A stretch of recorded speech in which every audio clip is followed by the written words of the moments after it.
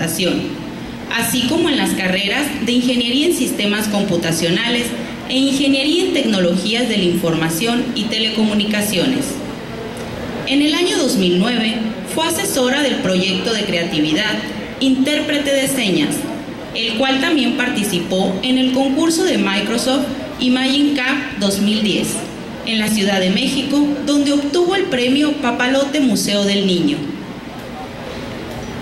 Actualmente se encuentra cursando el 5º semestre de doctorado en Ciencias de la Computación en la Universidad Autónoma de Baja California, en el área de computación inteligente, particularmente con redes neuronales y logística difusa. Ha realizado publicaciones y presentado avances de su investigación en Las Vegas, Nevada, Universidad de Alberta, Canadá y Berkeley, California.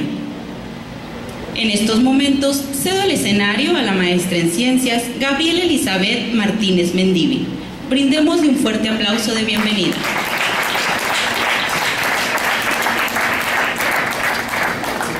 Ok, chicos, buenos días a todos, ¿cómo estamos? ¿Cómo estuvo la fiesta anoche? Se nota, hay muchos como que andan un poquito dormidos todavía, ¿verdad? Pero bueno, se vale. Pero bueno, es momento de despertar.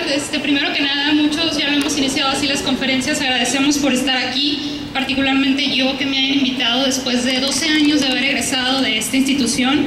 En su momento también estuve, así como ustedes, en conferencias, haciendo planeaciones de las mismas, no eran nacionales, ¿verdad? Eran apenas locales, las hacíamos en el tecnológico, pero pues un orgullo poder estar ahorita transmitiéndoles un poquito de lo que actualmente yo hago. Voy a platicar acerca de lo que es el área de computación inteligente. Como lo dijeron, soy ingeniero en sistemas computacionales. ¿Cuántos ingenieros en sistemas tenemos aquí el día de hoy? Poquitos. Bueno, más sin embargo, esta área se relaciona mucho con todas las carreras que nosotros podamos estar cursando actualmente. Así es que no crean que solamente vamos a orientar este tema a lo que es la ingeniería en sistemas computacionales, sino que es un tema muy interesante, muy novedoso. ¿Habían escuchado el término de computación inteligente? ¿Alguien? ¿Sí? ¿Qué idea traen de lo que es la computación inteligente? ¿Quién me puede decir? No importa que nos equivoquemos. ¿Qué concepto traen? ¿Qué es la computación inteligente? ¿Alguien quiere participar? Porque yo sí les voy a preguntar, ¿eh? ¿Qué será la computación inteligente?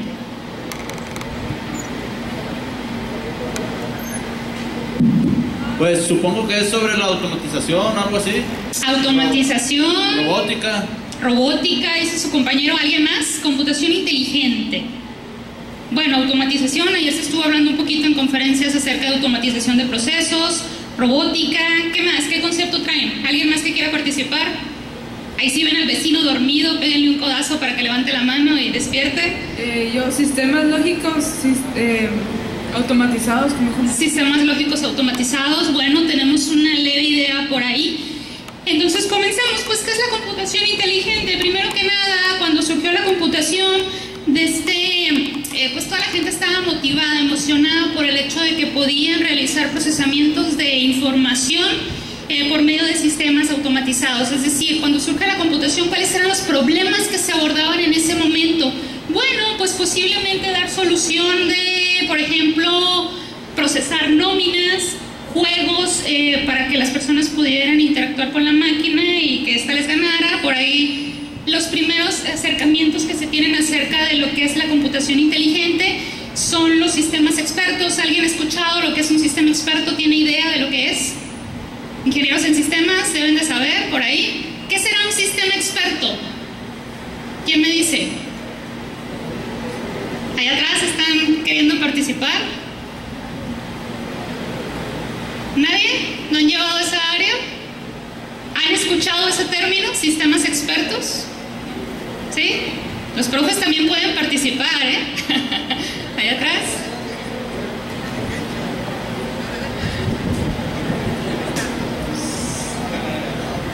No, sentado. Charlie. ¿Cuál es la pregunta? ¿Qué serán los sistemas expertos? Son los que simulan... Ay, se oye. Son sistemas que son expertos en algo, por ejemplo, doctores, ingenieros. Ok, sistemas que son expertos en algo. Bueno, exactamente. Un sistema experto es un sistema en el cual puede dar solución de la misma manera como lo hace un humano, más sin embargo esa solución se da por medio de un sistema computacional. ¿Cómo se crean los sistemas expertos? Pues originalmente la información que tiene un experto en un área, ya sea un doctor, un ingeniero en un área en particular, un arquitecto, etcétera, etcétera, se extrae de esa persona y se pasa a bases de conocimientos o bases de datos, y a estos sistemas se les aplican una serie de reglas de tal manera que los sistemas computacionales o el software puede dar solución a los problemas de la misma manera que lo haría un experto humano. Es decir, el conocimiento de una persona lo extraigo a lo que es un sistema computacional. E interactuar con el sistema es lo mismo que interactuar con una persona. Hay sistemas expertos, por ejemplo, en medicina, que están limitados a ciertas áreas, es decir, yo en vez de ir a consultar a un doctor, consulto a un sistema experto, el cual me va a dar la misma respuesta que me daría el doctor, es decir, a lo mejor según la simantología o los síntomas de la persona, me va a dar a lo mejor alguna receta, ¿no? Y como esa información fue extraída de una persona, pues se supone que nosotros podemos confiar en ella. Estos fueron los primeros sistemas que fueron llamados o fueron contemplados como si fueran sistemas inteligentes. También en su momento, cuando se estaba trabajando con los primeros sistemas de computación, las primeras aplicaciones a las cuales se les daban solución, se trabajaba mucho con lo que era el desarrollo de ecuaciones matemáticas. Sin embargo, a medida de que fue evolucionando el tiempo, nosotros sabemos que también fueron incrementándose lo que son los problemas, es decir, se empezó a trabajar con la información de una manera automatizada. Originalmente nosotros teníamos nuestros archivos o nuestra información físicamente en archiveros, vaya. Sin embargo, a medida de que empezamos a trabajar con la computadora y con bases de datos, toda esa información se fue automatizando, lo que hizo que fueran creciendo o fuera creciendo la complejidad de los problemas a los cuales les podíamos dar solución por medio de un sistema computacional. Y a medida de que fueron creciendo esos problemas, también fue necesario el crear sistemas más complejos para poder darle solución a esos problemas, generalmente ahora sí de ingeniería. Y es aquí como surge el término de inteligencia artificial. Este sí todos lo hemos escuchado. ¿Quién me puede dar su opinión o su concepto acerca de lo que es la inteligencia artificial? A ver, a participar. ¿Qué será la inteligencia artificial?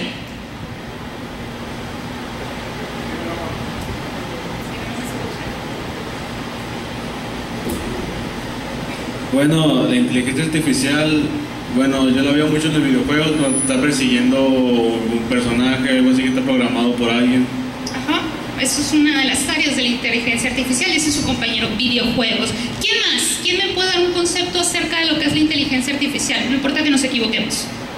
Ahora ahí su compañera. Es la forma en la que un sistema de información imita el comportamiento humano. Exactamente.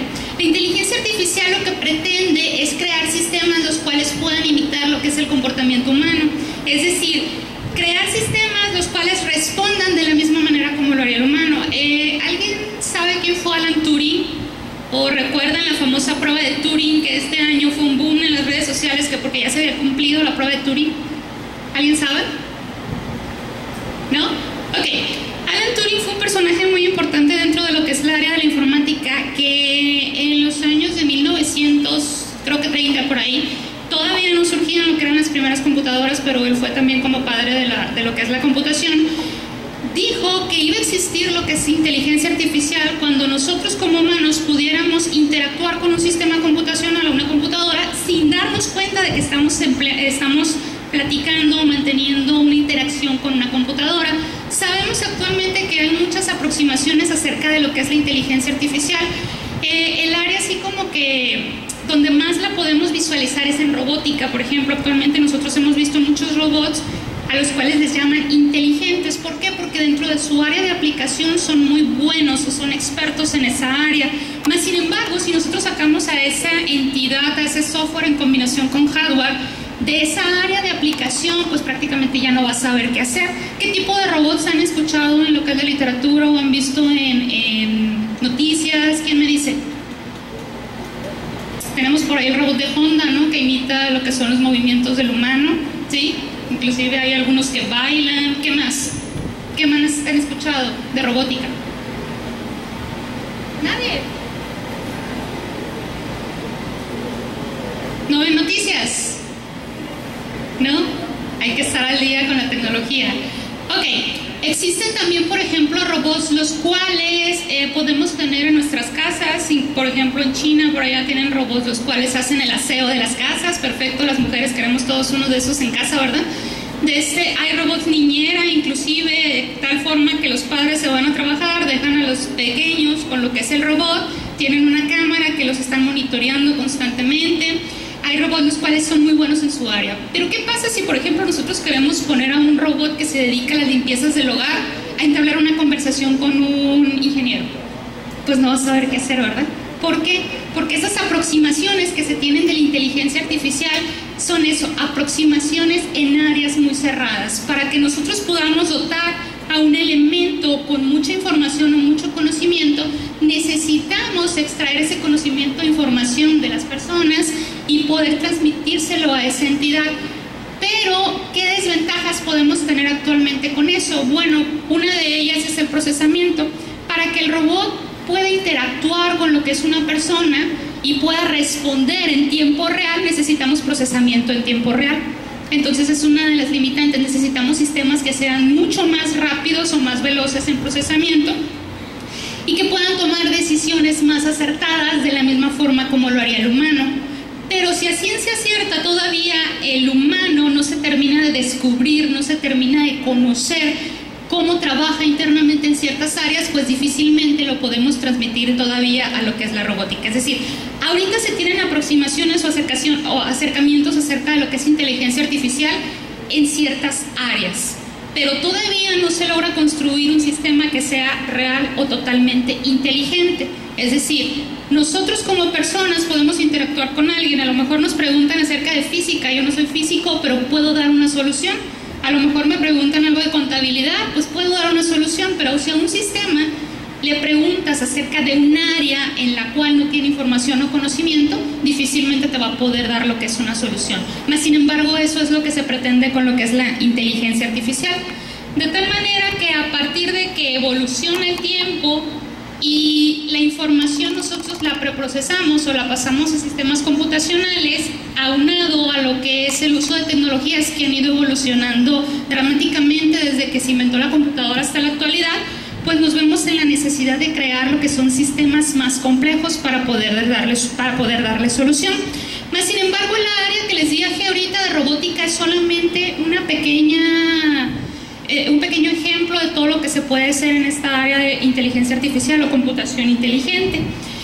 De hecho, a partir de que se acuña lo que es el término de inteligencia artificial y se ve la necesidad de crear sistemas más complejos para dar solución a problemas, surge también este término que nosotros estamos usando actualmente, que es computación inteligente.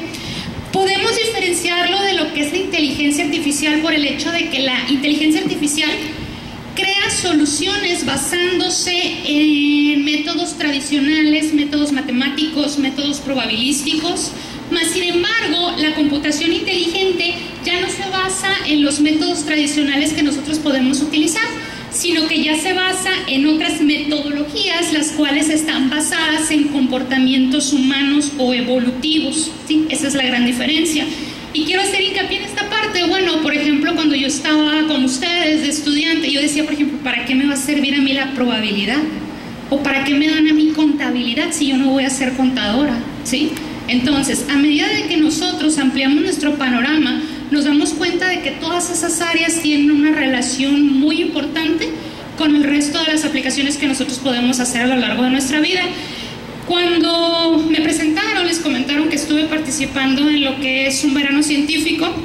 Cuando terminé el sexto semestre, estuve trabajando particularmente en el área de robótica móvil y sinceramente llegó un momento en el cual dije, ¿qué estoy haciendo? ¿Por qué? Porque yo sentía que lo que había aprendido en la escuela no era nada comparado con lo que estaba allá afuera.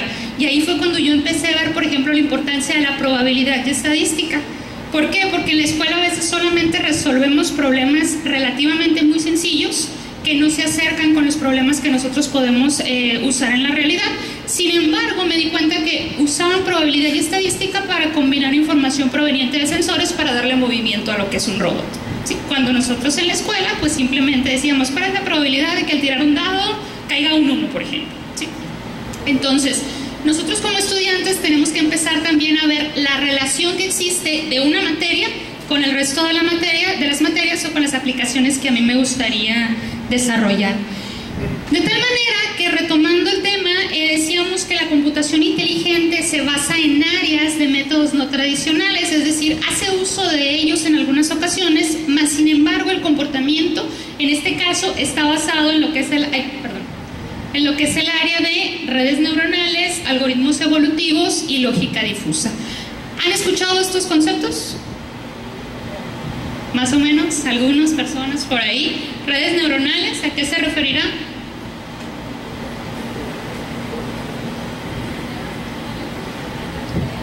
Sistemas que manejan el comportamiento del cerebro. Bueno, por ahí va.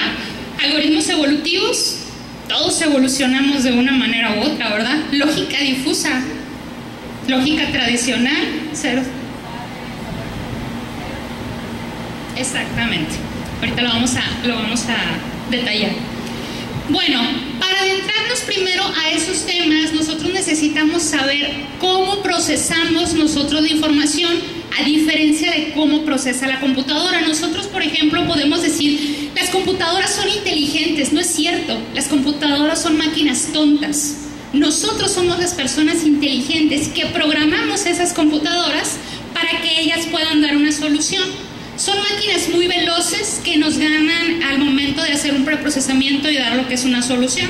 Mas, sin embargo, nosotros como humanos tenemos una capacidad mucho más desarrollada que ellas. Recuerden, las computadoras actualmente no son inteligentes. Si nosotros no los dotamos de software o programas, no pueden dar solución, por lo tanto, no son inteligentes, son rápidas. Y hacen los cálculos bien si lo programamos bien. Si no, no nos ganan. Pero bueno, nosotros como humanos, ¿cómo procesamos la información? Si a nosotros se nos presenta, por ejemplo, esta imagen, para nosotros es muy fácil identificar a una persona o a varias personas dentro de esta imagen. Inclusive si se cambian de posición, si se cambian, no sé, a lo mejor las mujeres traen el cabello suelto, al rato se lo recogen, se ponen lentes, los hombres traen barba, etcétera, etcétera. Es muy fácil realizar identificaciones. A nosotros nos presentan una persona y al cabo de una semana, 2, la podemos visualizar y rápidamente nosotros la reconocemos. Por ejemplo, si nosotros quisiéramos identificar, no sé, a esta persona, pues rápidamente hacemos la identificación. Así lo realizamos, ¿no? Sin embargo, si nosotros quisiéramos que un sistema computacional realizara lo que es un preprocesamiento de una imagen para que realizara lo que es una identificación, mira, me voy a adelantar un poquito, sería un poquito más complicado. ¿Por qué? Porque si nosotros tenemos perdón, estoy jugando con como está al revés. Si nosotros tenemos lo que es una imagen, podemos identificar, decíamos, fácilmente a las personas. Pero la computadora no detecta lo que es la información tal como la estamos visualizando nosotros. La computadora lo que hace es visualizar esta imagen como una matriz de datos o de información. De tal manera que nosotros tenemos que enseñarle a la máquina para que ésta pueda aprender a realizar la identificación de un patrón. ¿Cuál sería un patrón? Por ejemplo, una persona. Entonces, si yo veo aquí personas, la computadora lo que ve son números.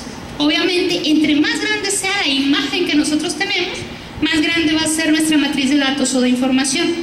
Si nosotros tenemos una imagen a escala de grises, los valores numéricos que vamos a tener en la matriz de datos o de información son valores del 0 al 255, que lo que hacen es representar la intensidad de los niveles de gris de cada uno de los píxeles de la imagen. Todos somos expertos en fotografía ahorita, ¿verdad? Traemos nuestro celular, nuestras cámaras, tomamos fotos, las descargamos, les hacemos Photoshop, etcétera, etcétera. Pero internamente, ¿cómo trabaja la computadora? Bueno, pues trabaja precisamente con matrices de datos o de información. De tal manera que si nosotros esa misma imagen o alguna otra la tenemos a colores, pues resulta que la computadora todavía la visualiza de una manera más compleja.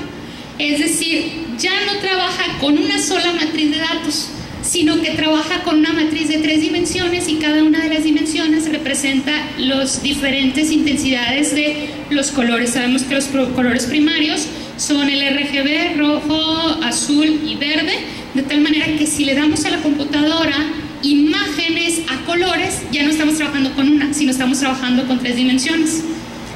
Me imagino que todos, aunque no sean del área de ingeniería en sistemas, por el hecho de ser ingenieros han llevado o van a llevar alguna materia de programación, ¿verdad? Sí, entonces imagínense como programadores o los que ya han hecho algún programa, ¿qué tal que se les pida en el momento en el cual ustedes se egresen de la institución un software en el cual puedan realizar lo que es la identificación de patrones?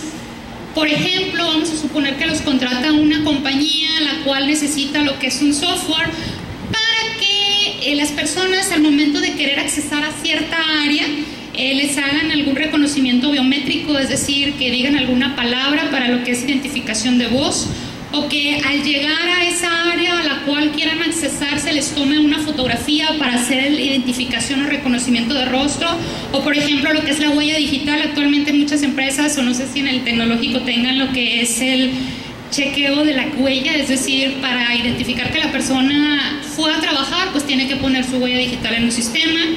Entonces, todos esos sistemas computacionales que han surgido, pues han hecho que se esté empezando a trabajar con programas un poquito más complejos, ¿sí?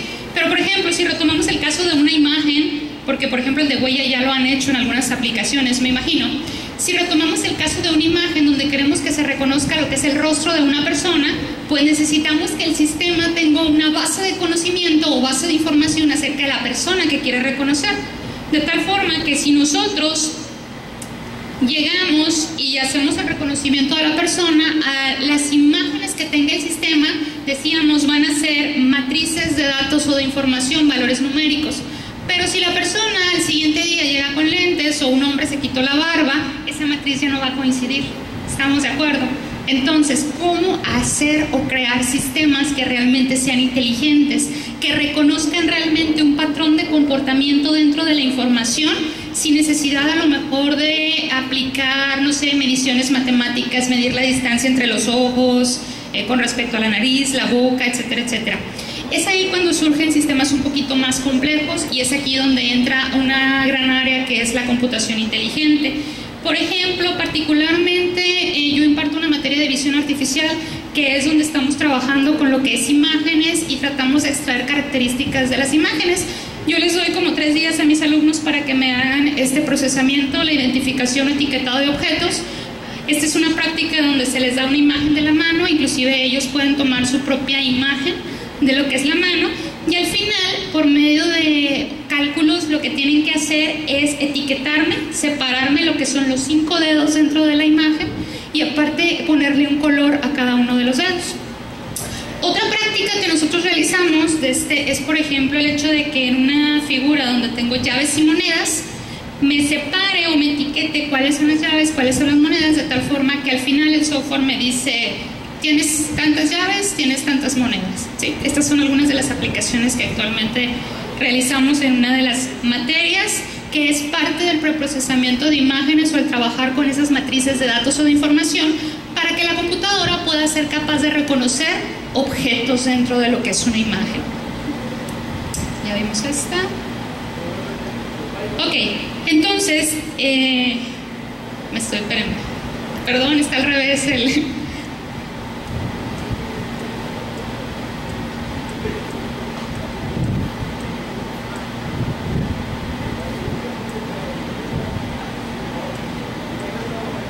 Ok, ahora, ¿qué pasa si nosotros queremos crear sistemas computacionales los cuales puedan ser capaces de realizar la identificación de objetos? Por ejemplo, yo como persona, si veo estas imágenes, digo, una manzana, ¿verdad? Pero recordemos, la computadora lo que hace es ver matrices de datos numéricos, de tal forma que aquí yo tengo una manzana verde, quiere decir que los valores numéricos que representan esa manzana son unos. Tengo otra manzana que crece en dimensión y al ser de otro color, obviamente la matriz de datos es diferente. Y aquí tengo también otra manzana que está partida a la mitad, su información es diferente. De tal forma que si yo quisiera hacer un reconocimiento dentro de una imagen, por ejemplo, donde me diga, quiero ver una manzana roja, para nosotros como humanos es muy fácil hacer esta identificación. ¿Creen que será fácil para un sistema computacional? ¿Por qué? ¿Por qué no será fácil? A ver, ¿alguien que quiera participar? ¿Por qué no será fácil? ¿Siguen dormidos de la fiesta? Ok, no es fácil porque cada uno de los objetos está representado por información diferente. Lo que nosotros debemos de identificar en esta área es el patrón característico de lo que es la manzana, independientemente de lo que es su estructura, perdón, su color. Entonces, para eso nosotros estamos haciendo uso de lo que son técnicas basadas en redes neuronales. Voy a regresar antes de que lean, ¿sí? Hace rato les preguntaba, ¿qué será una red neuronal? Bueno, vamos a comenzar con lo que es el concepto mínimo. ¿Qué será una neurona o para qué nos sirven a nosotros las neuronas? Hemos escuchado muchos comentarios de que si llevas malos hábitos de vida, si te gusta tomar, fumar, desvelarte, se te empiezan a morir las neuronas y recuerden, esas no se regeneran, ¿verdad? Entonces, ¿qué función tienen las neuronas dentro de nuestros sistemas? ¿Quién me dice? ¿Mande? Almacenar datos, dice su compañero. Sí, efectivamente, almacenan datos o conocimiento. Cuando nosotros nacemos, más bien desde que estamos en el vientre materno, se dice que estamos recibiendo estímulos. No sé si han escuchado actualmente que si una mujer está embarazada, que ponle música clásica para que el bebé se tranquilice o cosas así por el estilo. Y está comprobado que desde entonces se empiezan a crear esas conexiones sinápticas, es decir, el enlace que existe de una neurona con respecto a sus compañeras vecinas, de tal forma que todo el conocimiento que nosotros vamos adquiriendo desde empezar a movernos, a gatear, a saber cuándo tenemos hambre, a reconocer a las personas, está almacenando internamente dentro de esas conexiones sinápticas que se están creando con las neuronas. Entonces, si nosotros ese comportamiento de aprendizaje y reconocimiento de patrones que tenemos lo pasamos a sistemas computacionales, podemos realizar proyectos muy interesantes. Dice que una red neuronal es el intento de hacer una simulación computacional del comportamiento de partes del cerebro, ¿sí? Entonces, mediante la réplica a pequeña escala de los patrones que este desempeña para la formación de resultados a partir de sucesos percibidos, o en otras palabras, lo que se hace con redes neuronales es reproducir la capacidad que tenemos nosotros de aprender, es decir, todo nuestro conocimiento que tenemos almacenado en nuestro cerebro no se sabe a ciencia cierta dónde se encuentra. Lo que se sabe es que se encuentra distribuido dentro de lo que son nuestras conexiones neuronales, de tal forma que, por ejemplo, cuando existe o cuando una persona se enferma de Alzheimer, ¿qué sucederá? ¿Qué pasa con las personas que tienen Alzheimer? Olvidan, ¿verdad?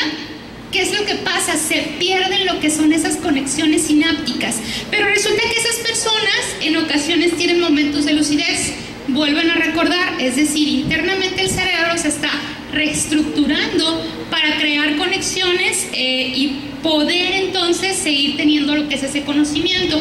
Sin embargo, en el momento en el cual las neuronas, donde se encuentra almacenada la información, no sé, acerca de quiénes son sus hijos, cuál es su nombre, etcétera, etcétera, se mueran o se pierde esa conexión, es cuando la persona ya no puede recordar, ¿sí? Pero a fin de cuentas, toda la información de conocimiento nosotros la tenemos distribuida en nuestros sistemas neuronales. Están basados en la estructura del sistema nervioso. Nosotros aquí tenemos lo que es una imagen de una neurona del cerebro humano. Entonces, esa neurona mantiene comunicación con millones de neuronas y es ahí donde se tiene almacenada lo que es la información. Esa información nosotros obviamente la recibimos de lo que es el exterior a través de nuestros sentidos, ¿sí? Nosotros, por ejemplo, a lo mejor tocamos algo caliente, entonces tenemos lo que es una reacción. ¿Cuándo reaccionamos? Cuando esa información llega directamente a lo que es nuestro cerebro.